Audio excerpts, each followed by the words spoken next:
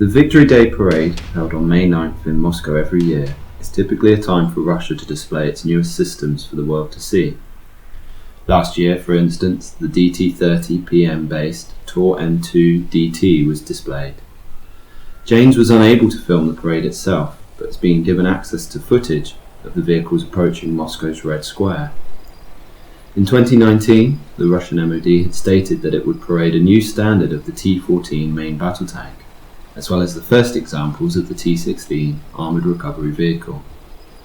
While the T-14 was present, there were no noticeable differences, although this was to be expected, as earlier reports indicated that the changes would relate to the power pack, sights and ammunition. However, the T-16 was notably absent, as was the Charbor's Special Operations buggy, which was withdrawn from the parade at the very last minute. The parade did, however, include a considerable showing from the Russian Airborne Forces, the VDV, as well as its armoured units. The VDV paraded BMD-4Ms, as well as the BTR MDM Rakushka M. Both systems are designed to provide the VDV with its rapid action capability. It is estimated that around 4,000 Russian paratroopers are kept at a very high level of readiness and are able to deploy with their vehicles inside of 24 hours. The BMD-4M is armed with a 100mm gun and 30mm cannon. Its armour is designed to withstand heavy machine guns and it carries advanced thermal sights. This payload is designed to make it a venerable force when deployed in depth behind an enemy formation. The parade also included production standard Terminators, otherwise known as the BMPT, armed with two 30mm 2A42 cannons, as well as 4 attacker-guided missiles. It takes the supersonic attacker missile just 14.5 seconds to reach a distance of 5,000 meters, and it is claimed to be capable of penetrating 800mm of armor.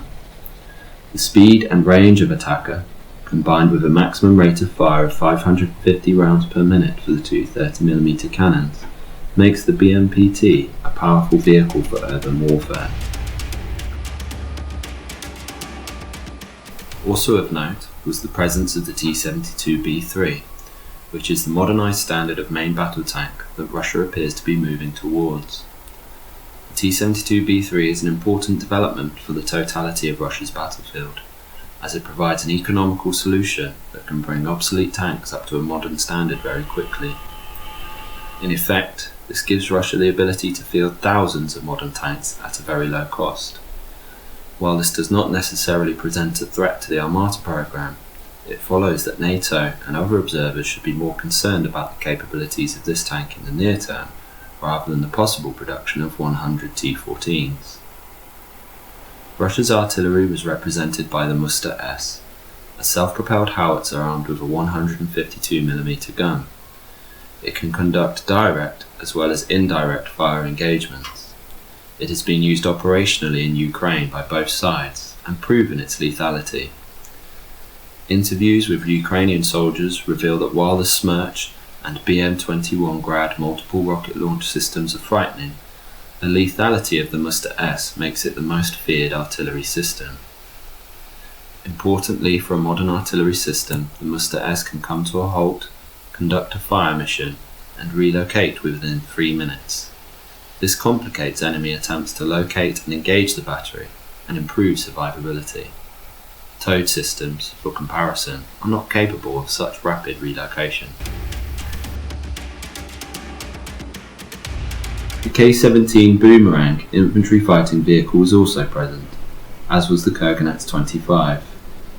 Both are infantry fighting vehicles that have been under development for some time.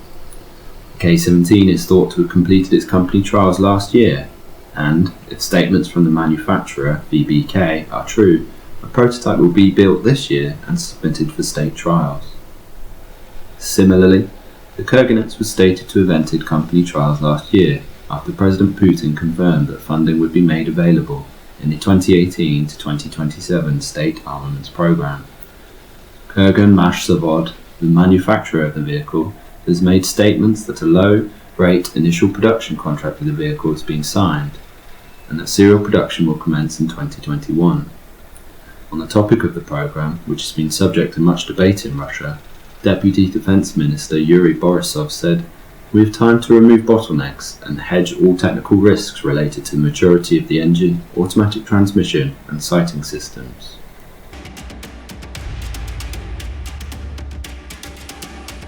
The parade also included multiple protected mobility vehicles, including the Tiger M, Typhoon U and the Typhoon K, which are in service with various elements of the Russian armed forces. The Tiger M, armed with coordinate missiles, is a relatively new development that may promise improvements to the totality of the Russian battlefield. Its missiles have a range of 10 kilometers, and 2 targets can be engaged at any one time.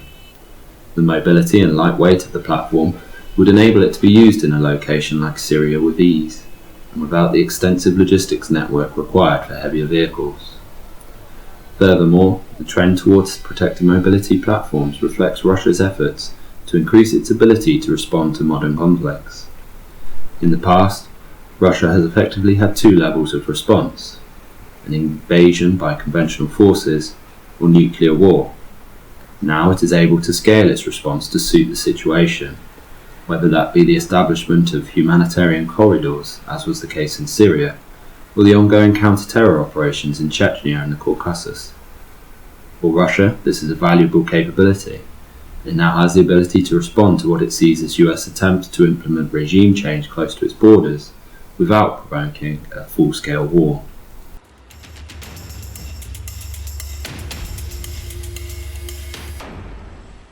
As always, the Iskander M and S-400 were present, reflecting the long-range elements of Russia's A2AD strategy. Their presence reflects the ultimate goal of Russian doctrine, which is to deter enemy intervention through the threat of unacceptable casualties. Both systems also represent Russia's ability to fall back on the older means of coercion and employ both nuclear and counter-missile systems.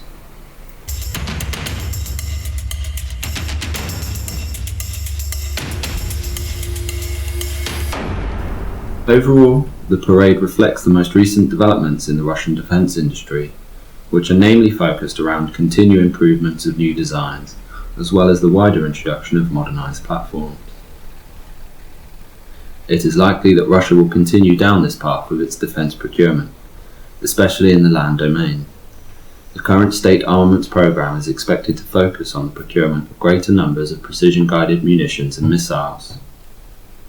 This will take some of the focus away from the newer vehicles, but serial production of the T-14 Armata, the K-17 Boomerang and Kurgan S-25 is expected to begin within the next 2 years. Nonetheless, a large quantity of modernized T-72B3s, BMD-4Ms and Muster-S systems presents a challenge for NATO planners. Many of these systems are concentrated in the very high readiness battalion tactical groups, which are designed to respond to a given command within a few hours, rather than the days that larger formations require. This means that the leading edge of Russia's ground forces are well armed and well prepared for short and aggressive actions that could preclude any effective NATO involvement.